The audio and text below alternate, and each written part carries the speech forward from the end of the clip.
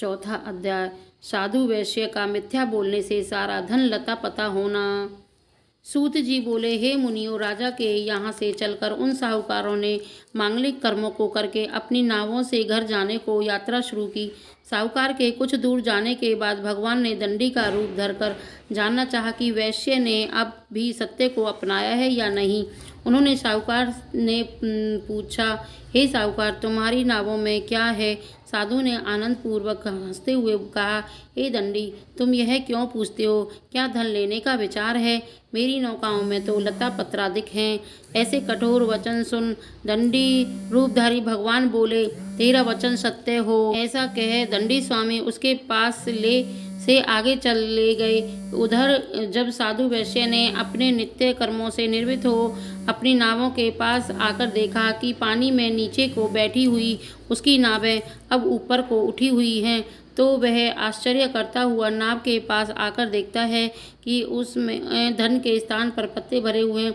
यह देखकर साहूकार मूर्छित होकर गिर पड़ा। जमाता ने कहा, शोक क्यों करते हो?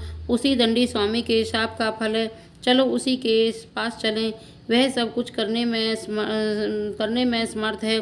तब वे दोनों दंडी स्वामी के पास पहुंच भक्तिपूर्वक कहने लगे कि अपराध को क्षमा करो। दंडी स्वामी प्रभु बोले, तू बार बार मेरी पूजा से विमुख और भ्रष्ट प्रतिज्ञा होता है और मेरी आज्ञा से दुख पाता है। यह सुनकर साहूकार प्रभु की स्तुति करता हुआ बोला, हे स्वामी, आपकी माया से जब ब्रह्मा आदि देवता भी मोहे हुए आपको नहीं जान सके, तो मैं मूर्ख आपको क्या जानूं? मेरे अपराध क्षमा करें, मैं आपकी पूजा करूंगा, मेरा धन वैसा ही कर दें, मैं आपकी शरण में हूँ। भक्ति भरे ऐसे वचनों को सुनकर भगवान उसको मनचाहा वर प्रदान कर अंदर ध्यान हो गए। फिर से धन से परिपूर्ण नावों को देखकर वैश्यों ने अपने साथियों सहित विधि पूर्वक सत्यदेव का पूजन किया और फिर अपनी नावों सहित अपने देश की यात्रा पर चल दिए। अपनी रतनपुरी नगरी के पास पहुंचकर साहूकार अपने जमाता से प्रसन्न हो बोला, वह देखो हमारी रतनपुरी।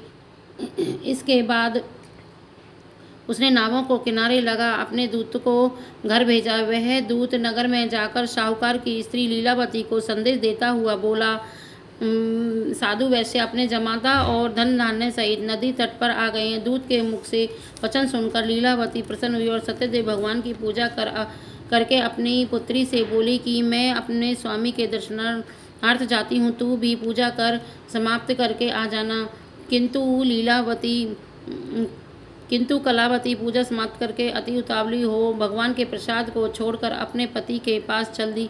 इस कृत्य से सत्यदेव रुष्ट हो गए और उन्होंने उसके पति की नाव को धन सहित जल में डुबो दिया। कलावती अपने पति को वहां न पाकर विलाप करने लगी। महाशोक में डूबी अपनी कन्या को देखकर आश्चर्यचकित साहूकार भी अन्य लोगों सहित व्याकुल हुआ। कलावती विलाप करती हुई बोली, न जाने किस अपराध से मेरे जमाता यहाँ लक्षित हुए हैं। सत्यदेव की महिमा को कौन जान सकता है? यह जब शोकाकुल कलावती अपने पति की खड़ाऊ लेकर सती होने को तैयार हुई, तो साधु वैश्य ने विचार किया कि या तो सत्यदेव ने नाव को हर लिया है या हम ही माया के भ्रम में पड़ गए हैं।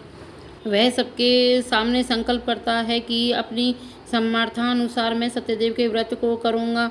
ऐसा मनोरथ कर वह बार बार भगवान को प्रणाम कर वहां पृथ्वी पर लौटने लगा। दीनों के हितकारी भक्त वत्सल भगवान ने प्रसन्न हो साहूकार को आकाशवाणी द्वारा कहा कि तेरी कन्या मेरे प्रसाद को त्याग कर चली आई है, इसी से उसका पति उसको नहीं दिख रहा है।